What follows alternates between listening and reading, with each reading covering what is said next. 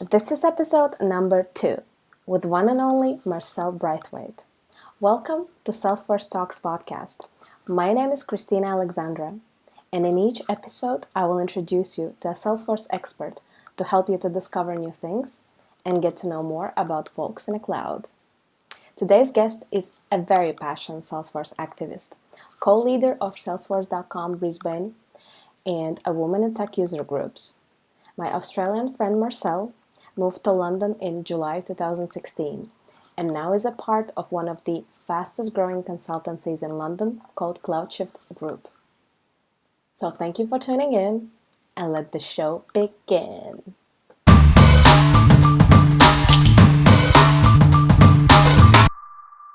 Hi Marcelle. Hi Kristina. How are you doing? I'm good. How are you? I'm very good, thank you. So I wanted to really thank you for joining us today at Salesforce Consultants Talk podcast. And it would be great if you can share with our guests a little bit more about yourself, where you're coming from, and I guess, what's your life story? Well, obviously I'm an Aussie living in London, standard line there. But I grew up in Sydney, Northern Beaches gal through and through. So I grew up on the beach, so I am struggling with the lack of sunshine and oceans. But I started off not touching anything near Salesforce. So I actually was a school-based hairdressing apprentice for several years and went full-time once I finished school and decided, the hourly rate and the long hours, I really didn't love it enough. So then I ended up going into like training organizations and later a mining organization. And I was doing lots of admin, doing a lot of SAP work and a lot of training and operational sort of support. And a friend of mine actually said, maybe you should consider looking at this Salesforce platform. So I denied about it for a really long time. And I kind of decided to look online, looked at the videos, and training is something I always had kind of done. So I thought, maybe I could be a Salesforce trainer, I don't know. And then it came up that was a discount to do the Salesforce training in Sydney. Discounts always do. Yeah, it pushed me over the edge. I was sitting on it for like maybe a month, and then one of the sales guys was like, if you book it by the end of the month, you'll get 20% off or something. And that was enough to push me over the edge. So I was living in Brisbane at the time. So I flew to Sydney. I did the 5-day course for the Admin 201 because, Lord forbid, there's only so long that you can watch a YouTube video of the universal containers before you start to go stir crazy. So I did the course and then came back and pretty much started hustling people on LinkedIn, asking them to hire me with zero experience other than I'd done a course and I thought I could give it a crack. So after a lot of hit and miss, I finally got a role at Flight Centre and I moved across there about 4 years ago. And I started off as just like a chatter admin, just rolling out chatter to the company globally. So lots of training sessions, lots of writing training guides and setting up groups and just getting comfortable with it and coming to terms with what technology language was. Coming from mining, I had just got my head around all the different like drilling types, and all of a sudden people were throwing to me words like API and connections and networks, and I was like, So it took me a while to get my feet on the ground, and then my role just kind of grew from there. So I did like communities implementations, and then as Flight Centre took on more products, I started to learn more about like Conga and DocuSign, and be kind of the main person that did all the integrations and implementations for those third-party products. And it's kind of really just grown from there, really. Okay. And then by going through all these kind of struggles and kind of challenges, like to adopt and like even understand what is API and all these, whoever knows what words means. So what was your kind of motivation and inspiration to actually do that? Well, I'm not going to lie, like the first 3 months of my role, I really struggled. It was hard. I wanted to quit multiple times. But it was about, I didn't really have a career path beforehand, and I could see just having glimpsed into what the community was like and speaking to people in IT, I knew it was an industry that was growing. And it was also a really welcoming community. It was a place that you could ask those really, what feels like maybe dumb questions, especially when you're first starting out. And people would respond back and give you a wealth of information and really support you through it. So for me, it was a lot of partly determination to succeed at it and have a career path that I thought I could take on somewhere else. But also too, because I've never gone to uni, a part of me was like, well, you invested the money to do the course. You have to go all in because it wasn't a huge investment compared to some uni debts. So a lot of it was just to go, look, you've got to commit to 6 months minimum and take it from there. And lucky for me, after 6 months, I actually really enjoyed what I was doing because I was working with people, and it was about using things that I actually enjoyed doing it and applying it to an industry that was really welcoming to those kind of skill sets of being people to front facing, and actually being that translation and actually learning and getting to build something. Like I still remember when I built my first workflow, and I was so excited because I was like, I can't believe I just made something that I never thought I could do go from this to this, and it happened automatically. So I think it was a lot of little wins that kind of keeps you going, and then you kind of look back and you think, man, I can't believe I was just excited about a formula field or a workflow, and now I'm building all this other stuff.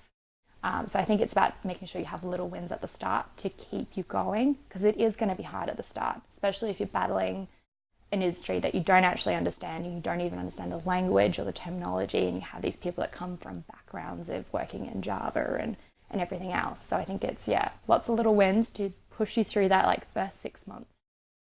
Okay. And how long did you spend working at your first position? 3.5 to 4 years. So my first role, it grew a lot. So like I said, it started off as just chatter only. And I started to like kind of chew at the bit because I was going, I've done this course, I've learned all these config stuff, and I actually really enjoyed that part. I don't want to just be rolling out chatter and training people on go-to meetings and just creating chatter groups. I wanted to get into something a little bit more grunty. So at the time, the employer was actually looking at rolling out communities, and communities was in its really early stages. So there was a lot of learning curves. Which year it was? It was 3 years ago. It's 2017. So 2013. So communities had just come out, and we were rolling out to our partners. So there was a whole heap of building. I may have had some slight regrets because we were rolling out to over 90 countries, which means 90 record types, 90 page layout assignments. 90 pages. So that was a really good chance to actually get building and playing with things. And then from there it was working on projects that sort of came up internally and using the skill set that I had time to kind of grow and learn with chatter, because no one else had time to invest in it, going, okay, we want to do these actions, process builders and flows, and having a really thorough understanding on like content and chatter underneath meant I could pick things up and push them out through other mediums quite quickly. Okay. And what were your kind of role and responsibility during the rollout to 90 plus communities? Countries. So. Yeah, so we already had all of our partners on board, and they actually were in the internal org because the partners were very close in terms of how the setup was. So I did all of the building with our technical architect and a senior BA. So it was a lot of, hey Marcel, look, you may not fully understand what we're doing and why here, but we need you to build these things. We need to set up these securities. And then we have these problems. Can you go off and research them? So I was very much the builder on setting it all up and actually getting really across communities as a product, and working around some of the gotchas for those first couple of releases, which have gladly been fixed now. But when you're working on a first release of a Salesforce product, there's always, I wish it could do this, or you've got this really obscure use case for your very specific business, which doesn't meet the 90% of how it should be used. So there was a lot of research in that initial phase as well. So it just sounds like you had a great opportunity to be kind of guided by leaders and people with experience, and by actually following these directions, you kind of probably for yourself like build a flow and understanding where actually you need to start, where you need to go, and how you can finish. And plus by you going and actually researching, is this possible, where I can find this, how I can build this, it kind of like organically it probably gave you an opportunity to actually learn more, even if you didn't thought you know or actually were looking for definitely. I mean, the technical architect and the BA that was on the project with me, they were really experienced in terms of business knowledge, but also in terms of Salesforce. They'd worked on it for a number of years before I'd arrived. So they were really good people just to go learn from, like, how do I handle the business? How do I handle designing things and building things? And then also the success community was really helpful. The product managers were really responsive and still are in those community groups that you could post really obscure questions or problems, and they'd come back with really good feedback, and even sometimes screenshots of things they'd build out in a demo org as a workaround for you. So that was really helpful as well. So by working in that company and kind of growing and probably moving through those roles, how your responsibilities grew in terms of like what you were responsible for and what you were doing on a daily basis? Yeah, so my role changed a lot. So I think for the first year it was sort of chatter and communities, and we actually helped design another product that did some internal collaborations between communities and the internal org to work around a really obscure use case that Flight Centre had. Was it like App Exchange product? Yeah, so it was the Passport for Communities app, and it allows basically you to collaborate within the community and the internal org, but appears if you're in the one group. We had a really probably niche use case with how our partners integrated, and also probably because they were in the internal org previously. So I worked quite a lot in the development of that app and getting it to work with our needs. There was a lot of continuous agile kind of working and test deployments, and growing as obviously new functionality from Salesforce came out. We had to have it included within the app as well. So I did a lot of work with that. I did some multi-org stuff. And then we had Conga and DocuSign come in as part of a project. And we realized that, one, they're really powerful applications, but also to drive them in the business with how Flight Centre operated.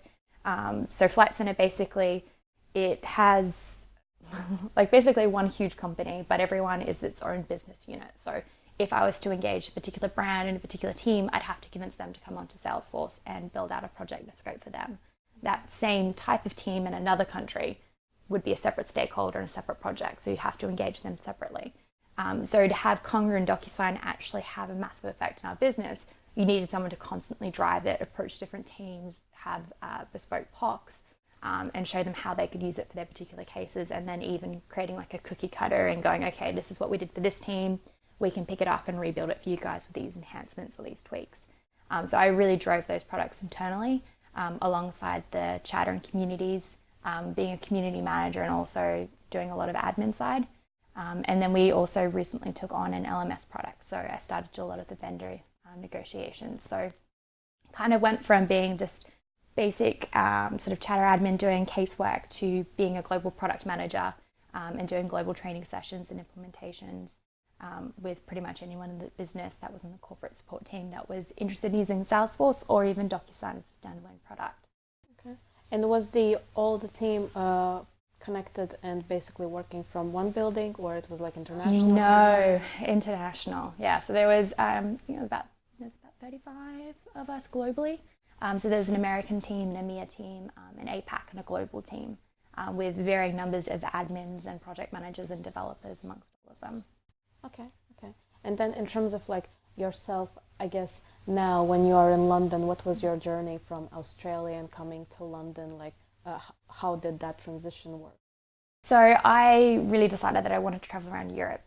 And being fortunate enough to work in a global company, I asked if I could do the same role, if they'd be interested in supporting me. I'm half Polish, so it was very easy from my side. It was organising a whole heap of paperwork to get my Polish passport.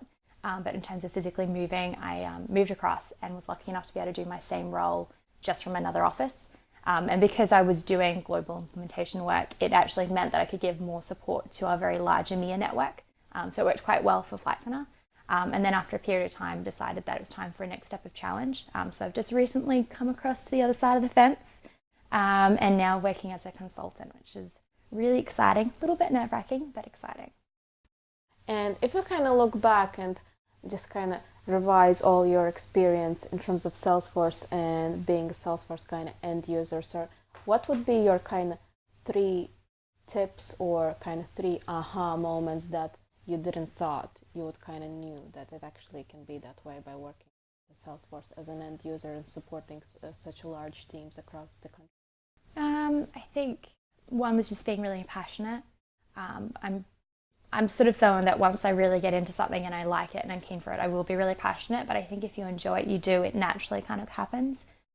So I think one thing, of course, is being really keen and passionate about things, reaching out to the success community and other admins, because, I mean, yes, we were fortunate to have a really large team with very varying degrees of skill sets.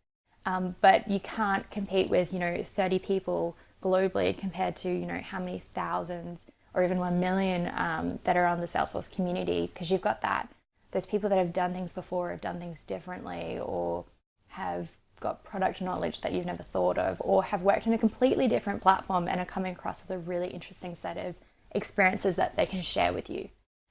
So I'd really recommend, sharing out and reaching out to other people, because you never know what they're going to be able to share with you. And the amount of times, you go to some kind of event and you speak to someone about something and they go, oh yeah, I did that, or I did it like this, or oh, I actually know so-and-so that's a specialist in that.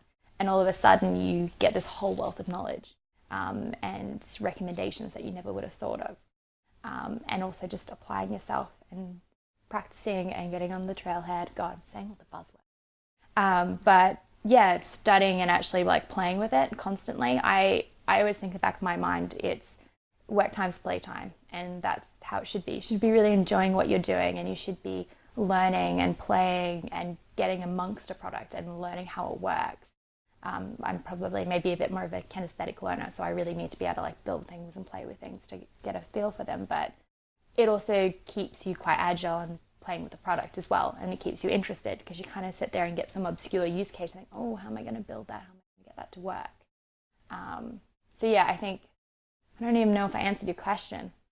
No, it was definitely really good, and I thought maybe if you can share with me what are maybe your tips in terms of how to use Salesforce community to find, for example, answers that you are looking for. Yeah, so the success community, first point of call is always going to like the chatter group that is hopefully about the product that you're after. There are so many in there, whether it's like a natural product implementation one or a user guide one, or one that's kind of organically been created. So always finding the particular chatter group that is related to that. And if there's multiple, mentioning all those groups, go nuts. Mention 20 if you really want. And go in and have a look at all of the posts and comments, because sometimes I would find that I would sit there and start to type out this post and I'd kind of glance down and someone's asked a question that's kind of similar or kind of related.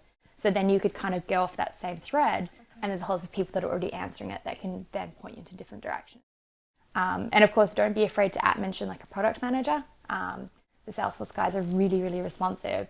And usually actually quite like getting some obscure question about a really particular niche use case, because sometimes it's things I haven't even thought about. So yeah, definitely tagging people and getting amongst it. I always think it's like success community is a bit like having a Facebook page, but having no friends and never posting, you're not going to have much fun there. But if you actually post, you start joining in other conversations, you tend to find you get a lot more out of it. Okay. And what do you think are kind of the most valuable skills to have to be a great Salesforce end user supporter? Empathy of end user is such a big one. Like even as an admin, you think, oh God, why can't they get it? It's only 3 clicks. And then you think about this poor sales guy that really has, 300 steps that he needs to do on this entire process.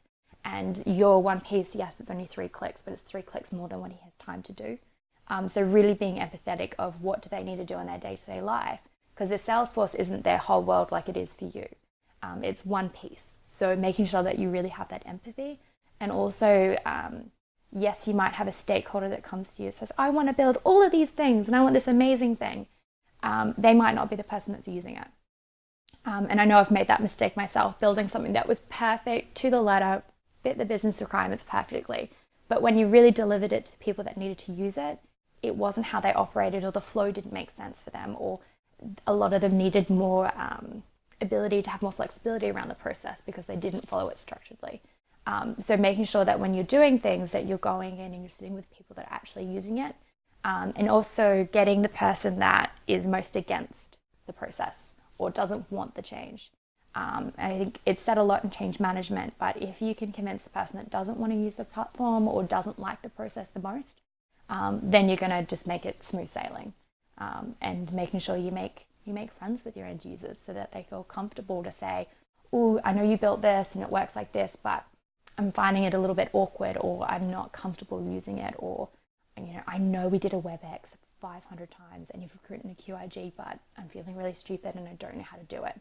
So that they feel comfortable to come to you, because nothing's worse that you build this amazing process and it's really efficient, it's really automated, but everyone is not comfortable to use it and they're not comfortable enough to say to you, I don't know. Because nothing's worse if you have this great org and no one uses it. So making sure you have that relationship with your end users, I think, is really important, so that they feel like they can come to you for, mistakes that they've made, or if they don't understand something. Yeah. No, I think it sounds like whatever you shared, I think it all touched the point. It's like all about actually being human, and actually by you building, imagining yourself how actually it would be if I would use it. Like, does it really make sense? Does it flows? Is it easy? Is it easy to understand? Are there like enough tips or like question marks with like some sort of description that actually guide users and help them to use the system? And by looking back on kind of your Salesforce journey, if somebody would come to you kind of new, that they heard somewhere about Salesforce and it's kind of cool community, everybody loves Salesforce, what would be your guidance for a new person that would just want to start their journey in Salesforce? Well, I'd probably recommend that they get on Trailhead, just so that they have some kind of understanding of what even is the platform, how do I even build on it, what is it, and then going to maybe a user group. Even if you haven't done any training, you haven't gone to a course, that doesn't matter. But turning up to one of the user groups, whether it's an admin one or a dev one or a women tech, whatever it might be based on where you're coming from, and actually talking to people that work on the platform. I know when I first did my course, I met with someone like 2 days after I'd finished my course that worked in the industry, and we just talked. And, we were both really frank, and they were like, you don't have a lot of experience, but that's okay. You've just got to play with it and find someone that's going to give you a chance. That's totally fine. But having that chance to talk to someone and say, look, I don't understand these things, can you explain it, makes a really big difference. And making sure you're connecting with people. And don't be afraid to say, look, I don't know anything about Salesforce, but I'm really keen, because I think that's what you need in any employee, no matter what you're doing. You can teach people experience, you can teach people technique, but you can't teach them to be really keen and passionate. So if you want to do it, it's going to come quite easily. But yeah, definitely getting a play amongst things, turning up to user groups, and ask questions. Because I think unless you start asking, start wondering about different things, people are going to feed that information. You just don't know what you don't know. And definitely push past that 3 months to 6 months. Like, I can only think of like how much I would have been kicking myself now if I had given up after 6 months because I found it hard, or I was struggling and I was overwhelmed in a whole heap of ways. I would never have been to where I am now. So I think it's always worth pushing through that 3 to 6 months of, oh my God, this is so overwhelming, to get to that next phase, because it's really worthwhile. No, I can really feel, I guess, you had your journey, and you definitely like went through a lot of like challenges and kind of built your path and a career already in Salesforce. And what are kind of your general thoughts in terms of like Salesforce and Salesforce ecosystem? Well, I think I almost have like a Salesforce tattoo. Like I love Salesforce. I'm totally in. I think it's just such a nice community. Like, you turn up to so many events. Like, I think of, I was obviously quite involved in the Australian community back home, and I moved across and I only knew a handful of people. But the first event I went to, people were like, "Oh, Marcel, I've seen you on the Success community. It's so nice to meet you. Oh, come meet this person." It's so welcoming. Or if you're out of your comfort zone and you meet just one person, the amount of times someone just takes you under their wing and says, look, I'm going to show you around, I'm going to meet you to hold people, you're going to just learn and meet names. I think the ecosystem of Salesforce is probably what makes Salesforce so good. It's the people behind it, because they're so open and they're so welcoming, and there's people from all sorts of walks of life, which I think is probably the thing that I like the most.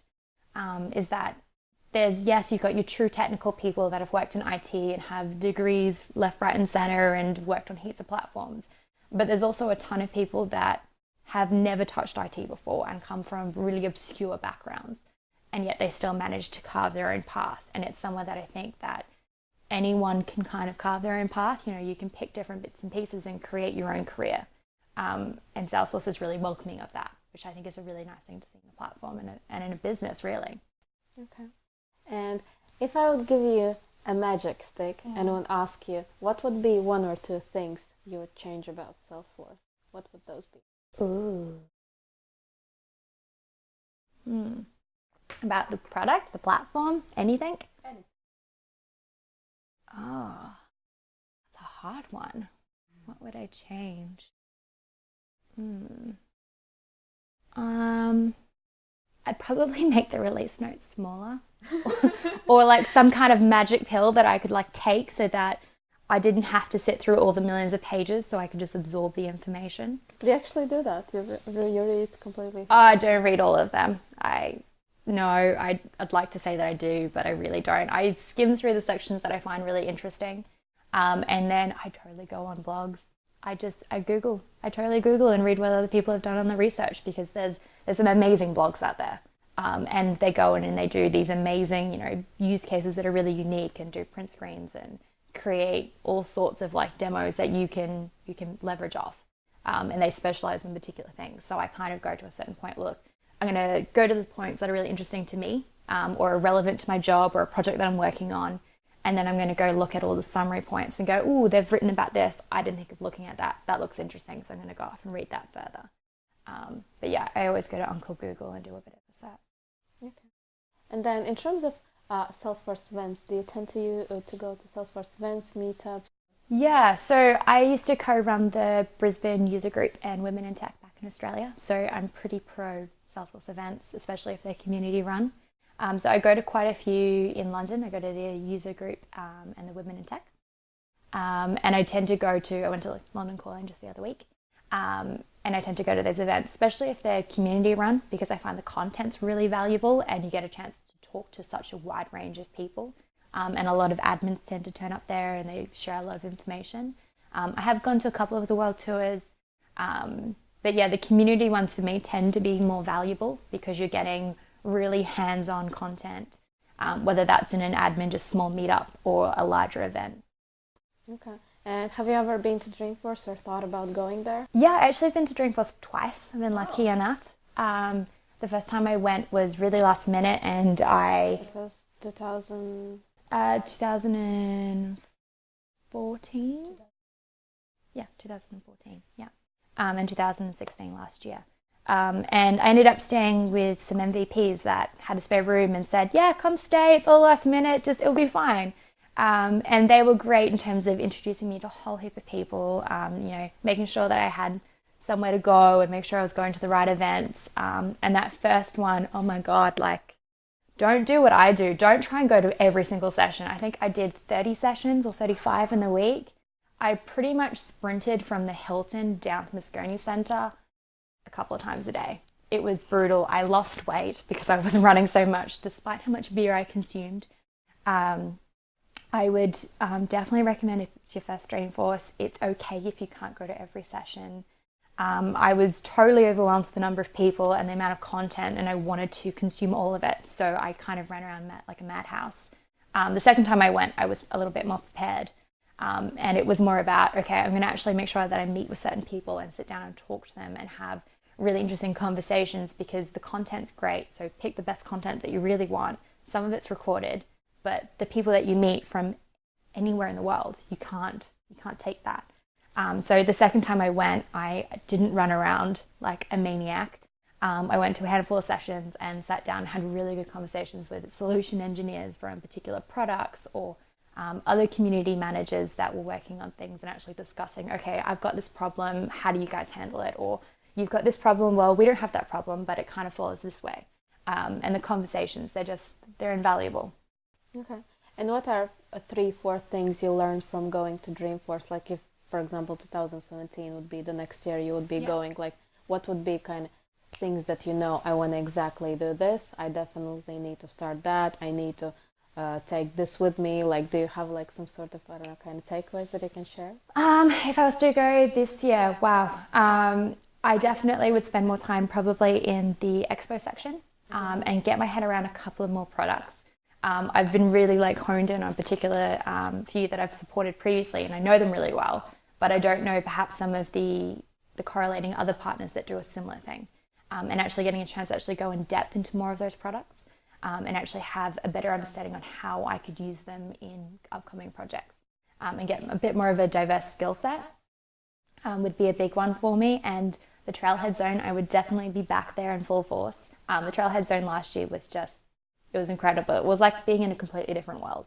I would definitely probably aim to spend more time there. And then sessions, it's always about, new stuff coming out. The AI stuff looks so interesting, and we had pieces of it on last year. And I think just like how Lightning has progressed each Dreamforce since it was released, the AI part and Einstein is going to be just next level. I can just imagine the presentations and the customer stories are just going to be fascinating. And then in terms of we kind of touched Trailhead a couple of times, like how much you have invested time in Trailhead and learning about Trailhead and stuff? So quite a bit.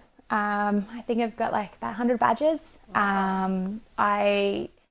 I'm very much, like I was saying, I'm a hands-on learner. So the fact that Trailhead even existed was a huge thing for me, that I could actually play with things and build things out. And like the projects and the super badges where they give you this really long list of obscure heap of information about how a business might operate, and then it gives you a whole heap of challenges and you've got to try and pick those pieces out and build something. I think they're a really good way to learn something new, but also to kind of good prep for your exams, because I've noticed a lot in the exams recently, they're a lot more scenario based, and one part is just regurgitating information because you know all these fun facts, but being able to pick that up and apply it to business logic and scenarios is completely different, because you can memorize certain exams, but you can't memorize for a scenario. So I think Trailhead's a really good way to learn for that, but also too in terms of, I know previously I've gone, oh, they want to do this thing and I'm not really sure, I haven't used that part before, how does that work? And usually there's a badge for it which gives you this is the stock standard way that you could build that and how it would work, so that you get the baseline understanding and go, okay, how do I pick up that and then move it to my obscure use case? It's a really good way just to learn different parts of the platform that you may have never touched before. Okay, and then in terms of certificates, what kind of Salesforce certificates do you hold yourself? I've got the 201 and the app builder currently, and I'm just starting to study for the communities one. So I found the 201, I did actually do the 201 just after I did my course when I first finished, so 4 years ago. And I did it before I'd even seen a Salesforce org in a real life environment, which actually was a really good thing, because I think orgs can be so customized. And especially if you come in as an admin to an org that's maybe been customized by a consultancy company and they've done visual forces and they've done all sorts of things and it looks nothing like Salesforce, then you start to learn all of these different things comparative to best practice of this is what Salesforce says, this is what defines the basic characteristics without crazy workarounds. So for me, I found it a lot easier because I didn't know all of that. I hadn't seen how far it could be customized. I only knew what the course had taught me. So that made it a lot easier. So I almost think, if you're doing the 201, if you do all your study, do all your online courses, do your blogs and your exams and your trailheads to almost try and get that exam done before you get too far into a Salesforce org, because of how far it can be changed and how customized it can be and how different it can be. I definitely think for me, I found it a lot easier because I know how customized the last org was. And then the app builder one was challenging because it was so scenario based. So I really had to sit there and use up the full time allowed rather than just going, yeah, I know this, I know what a sharing role is, I know the role hierarchies. It was more like, ooh, how would I apply that security logic? So a lot of it was having had experience working on the platform for a while made it a lot easier to pass.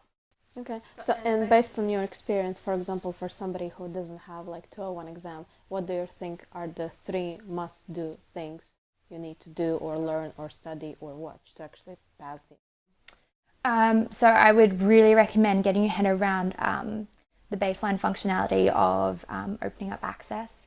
So like roles and sharing and security, that's a really big must, and the standard profiles.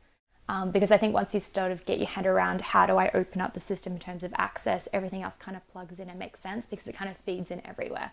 It's kind of like the tentacles that hold everything together, because you start to understand field level security and then you start to understand roles and profiles, and making sure that you know the best practices that Salesforce preaches, because that's what they're testing you on in that 201. It's not necessarily your understanding and your experience on how to take something to the next level. It's, do you understand that baseline system needs? So making sure that you really clearly understand those. I did mine a few years ago, so I'm going to guess there's probably a lot of Lightning stuff in there now. So I'd probably recommend that you at least have a basic understanding of Lightning as well, just knowing maybe some of the key differences between the two, because I wouldn't be surprised if there's a key question. But of course, most importantly is triple read the questions, because it's all about the wording. I know I would go in and answer some of them, mark for review and go back, because sometimes it's the smallest thing of like a not or just a couple of keywords that totally changes what they're actually asking for, because sometimes you look at that multiple choice and technically all four are kind of correct, but one is more correct based on the actual question. So I think making sure you really read the questions when you're in the exam makes a huge difference. Okay. And I think I noticed even like from my experience on passing the exams, like sometimes you answer one question and then you kind of save it for later on, and then you like do more 2-3 other questions, and then actually in the fifth or fourth question you will actually get the answer or something that will kind of like be oh, that's the tick, and then you kind of remember, and then you can actually go back and kind of fix that answer if you kind of remember. Definitely. And I even think from memory there was some questions that were almost the same as well. And I remember thinking, are they like, is that really the same question? And sometimes it kind of is. So I think, you know, making sure that you really read it and go, they're just triple checking that you're actually understanding. So don't be afraid if there is a question that kind of sounds the same, because that can happen. Okay, and then in terms of the app builder exam, it's kind of fairly new exam. It came only last year, I think, in the end of the last year. What kind are your thoughts around the exam, and what do you think you studied? I did a lot on Jenny Lee's blog has got a really great article, and Salesforce Ben has a really good article and some mock exam questions. So I studied those a lot and kind of did a lot of drills, and I did a lot of just a little bit of study every single day just to memorize myself and sit there on the tube and read the questions to make sure that I understood some of the features. I think the most important thing is that you print off the exam information and go, okay, there's a high percentage in security, there's a high percentage in automation, making sure that you understand those really high level places, because you need to get, they're going to be the most questions. So you want to make sure that you're passing those confidently. And then going through and going, okay, I don't know anything about this section, and there definitely were parts on there that I had never used. So making sure that you go in and go, do I understand enough about this that I feel that if I got an obscure question, I could kind of answer it. But with the app builder, the one I did recently, it's so scenario based. So making sure you're doing a really wide variety of questions so that you're comfortable with what could come up. Okay. And on the daily, weekly, monthly, or release based, releases, how do you keep up yourself with actually following the new features, functionalities, what's coming up? Like what is that thing that kind of helps you to really be like engaged with the community and see what's happening new and coming up, and be able to even predict? Well, a couple of years ago, in my last role, there actually was a team of us that looked after some of the release notes. Okay. So we'd actually sit around a little circle, and it was almost like a little geek fest, really. And we'd go through the release notes and like segment parts out, and then we'd go away, have a play with it, and then bring it back to the table, which worked really well for a large team. Just be able to get hands-on with a section of the release, write up some like reference guides for the other admins, and then talk people through it was really good. But also too, you'd have someone that would be reading something into the release notes, and they'd nudge you at the desk and they'd be like, I just saw this really cool thing. Come have a look at this. This is this thing that's coming out. And it would pull you in. For those that are solo admins, that's a little bit hard. So for me, it's very much about going, okay, I'm really interested about these parts, whether it's something that you know really well and you just want to see how it advances, or whether there's a new thing that's coming out from Salesforce entirely, like, you know, process builder or flow or AI, and it interests you. I tend to find you kind of naturally go there. And there's a ton of blogs. So there's some really good ones that you can just search, and they do really nice summaries that just give you that high level of these are the kind of key facts, and you can go off and take those little extra details from there. Okay. And then overall, in terms of the Salesforce, do you have like any kind of favorite bits and pieces that you like to play around or build? Well, I think because I started with Chatter will always have a special part of my heart. And also communities. I really love communities, just with how you can play with different templates, whether it's using the standard ones or tabs, Visualforce taking it to that next level, and Process Builder and Flow. I remember going to my first Dreamforce, and there was a session on Process Builder, and they made us do a pledge about Flownatics, and it was hilarious, and it was a really engaging talk, and I always had that moment of when I build a really cool Process Builder or Flow, I go, I'm a developer. And you have that little moment of going, I've done something cool. So I think I'll always be inclined to go to those parts because it's a really interesting automation, and you can take it to the next level really easily. And there's lots of different ways that you can use it. So I think, yeah, communities, Chatter, and some of those automation tools always kind of creep my little ear up to see what's happening in them. And then if we kind of step back a little bit from Salesforce and kind of more talk about yourself, what is your daily and kind of morning ritual? How do you start your day? Well, wake up, lay in bed, and close my eyes and hope that it's not really that dark and hope that it's not that cold. I am a little bit of a health person, so if it wasn't freezing, I definitely would be getting up and making my weird green smoothie, and then probably walking in the wrong direction just to get my good cup of coffee to start the day. Totally self-professed coffee snob here, totally fine with it. So for me, that's those key things of, getting up, having a good stretch, having good breakfast, and having a really good cup of coffee before you get started and start slamming through those emails. Do you drink coffee before breakfast or after? Ideally, they would be at the same time and I'd be having an amazing brunch. But time-wise, it's usually coffee second. And then in terms of when you come to work, what are kind of your first thing that you start kind of checking or doing? Like, what is your kind of Salesforce?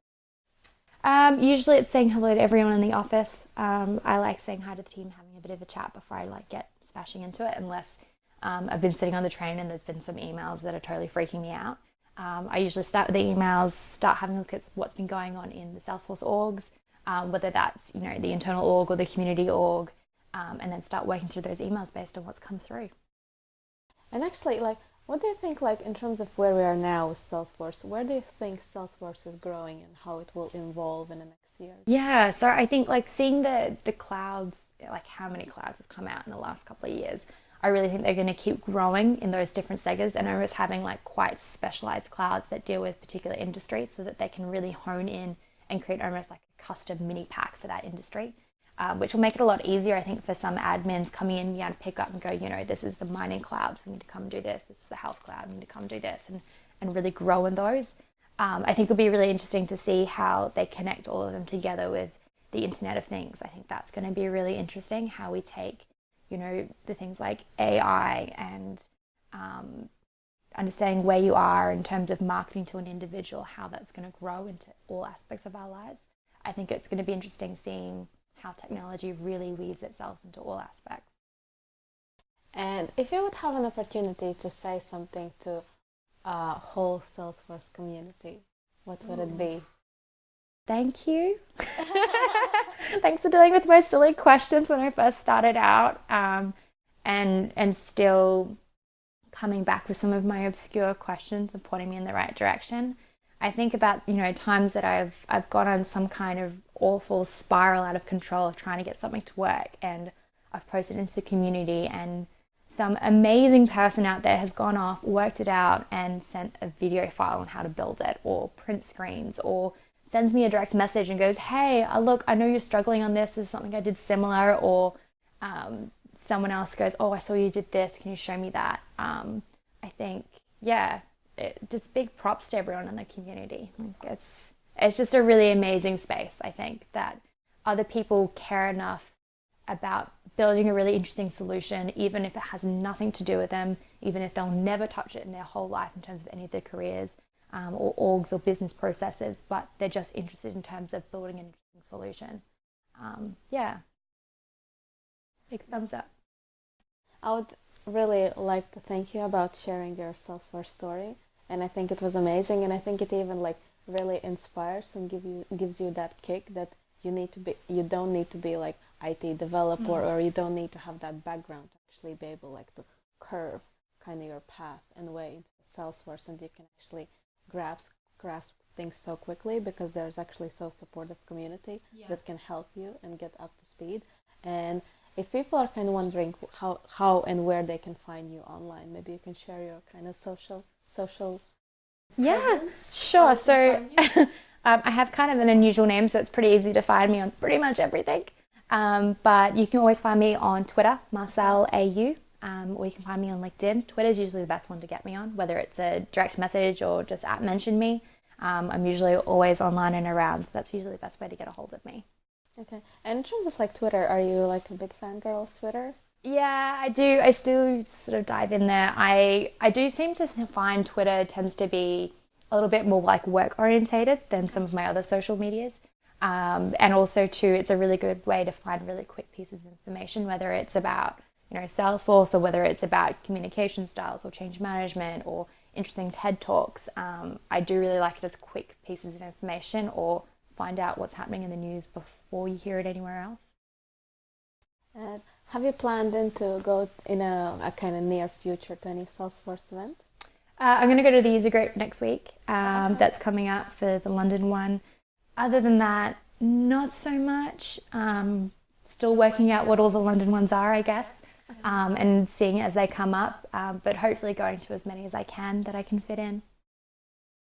Now, sounds great, and I guess I wish you the best on your Salesforce journey, and I hope we'll hear a lot from you, and maybe once upon a time, maybe there will be a Marcel blog about Salesforce. Maybe. And you'll be able to share everything that you learned with the community and kind of give, receive, and I wish you the best in terms of the growing, exploring. Thanks for having me. Yeah, thank you very much as well for coming on.